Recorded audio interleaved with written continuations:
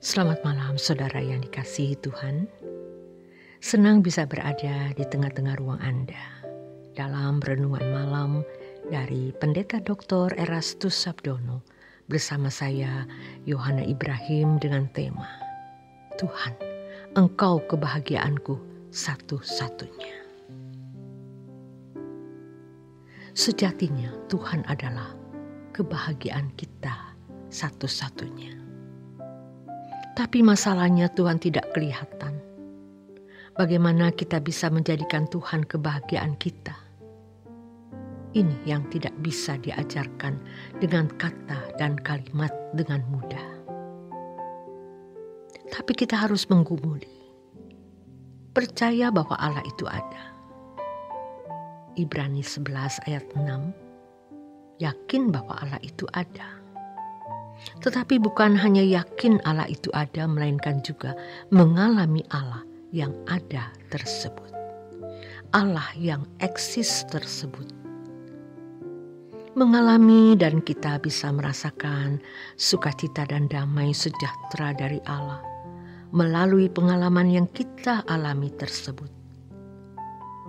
Banyak orang yang hanya mengerti secara kognitif atau dalam pikiran, tetapi tidak mengalami, dan mereka bisa nyanyi, Kaulah segalanya bagiku Tuhan, Kaulah hartaku, kemuliaanku. Tetapi mereka tidak sungguh-sungguh mengalami bagaimana Tuhan menjadi kebahagiaannya. Itulah sebabnya ketika Yesus berkata, Datang kepadaku yang letih lesu dan berbeban berat. Aku akan memberi kelegaan kepadamu. Artinya, mengapa kamu letih lesu? Karena kau banyak keinginan, banyak obsesi. Karena kamu memiliki cita-cita yang belum kesampaian. Memiliki rumah, pastinya rumah pribadi atau pasangan hidup misalnya. Hal seperti ini akan menghambat pertumbuhan rohani kita. Membuat kita tidak bisa menikmati kehadiran Tuhan. Kita harus buang hal-hal seperti itu. Dan kita benar-benar mau menjadikan Tuhan sebagai satu-satunya kebahagiaan kita. Dan Tuhan akan tersanjung kalau kita menjadikan Dia benar-benar satu-satunya kebahagiaan kita.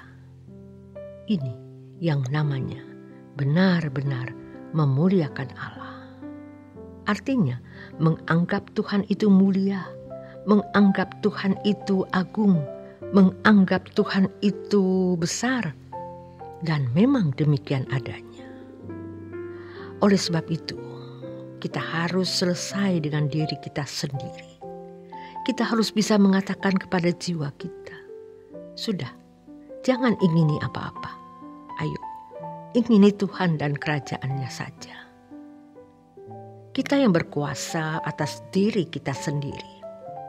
Kalau kita melakukannya dengan sungguh-sungguh, kita bisa mengendalikan diri kita sendiri dan mengarahkan diri kita sendiri ke arah yang benar. Yang Tuhan kehendaki, di mana kita harus melangkah ke sana. Jangan sampai kita terlambat menjadikan Tuhan itu sebagai kebahagiaan kita. Kenapa? Sebab kalau kita terlambat, kita tidak akan pernah mengalaminya sampai selama-lamanya. Kalau kita tidak bisa mulai sekarang menikmati Tuhan, selamanya kita akan kehilangan Tuhan. Orang yang benar-benar menjadikan Tuhan sebagai satu-satunya kebahagiaan, sebagai satu-satunya tujuan hidup, akan terus mengalami pertumbuhan kedewasaan rohani dan bisa merasakan keindahan Tuhan yang terus bertambah lagi, lebih lagi, lebih lagi. Sangat sulit orang yang memiliki prinsip dan langkah hidup seperti ini, bahwa Tuhan adalah satu-satunya kebahagiaan dan tujuan hidup. Mengapa? Karena dunia sudah begitu rusak. Dan kerusakan ini ada dalam kehidupan orang-orang Kristen, aktivis, majelis, bahkan pendeta sendiri. Tidak sedikit yang telah rusak, maka kita harus berani mengakhiri jalan hidup, jalan dunia, dan menjadikan Tuhan satu-satunya kebahagiaan.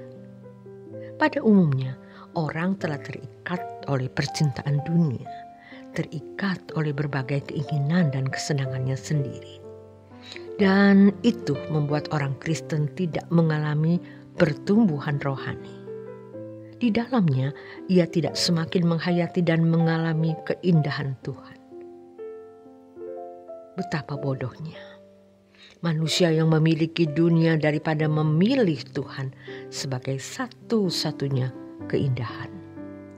Kekhawatiran manusia bukan hanya terkait dengan adanya ancaman atau sesuatu yang dia rasa sebagai membahayakan hidup, tetapi kekhawatiran juga menyangkut mengenai sikap dan pemikiran, seakan-akan kalau tidak memiliki fasilitas dunia ini, hidupnya tidak merasa indah, tidak merasa bahagia, tidak merasa lengkap, tidak merasa utuh, tidak merasa ada jaminan keamanan.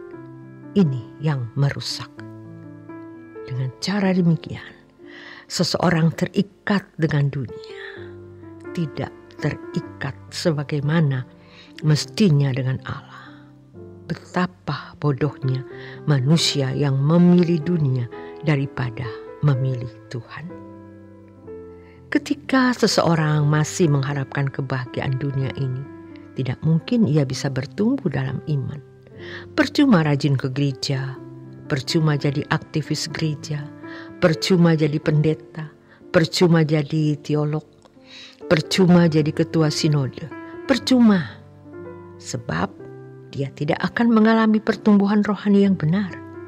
Kalau kita masih materialistis, artinya masih menganggap sumber kebahagiaan adalah kekayaan, kita tidak bisa mengerti firman.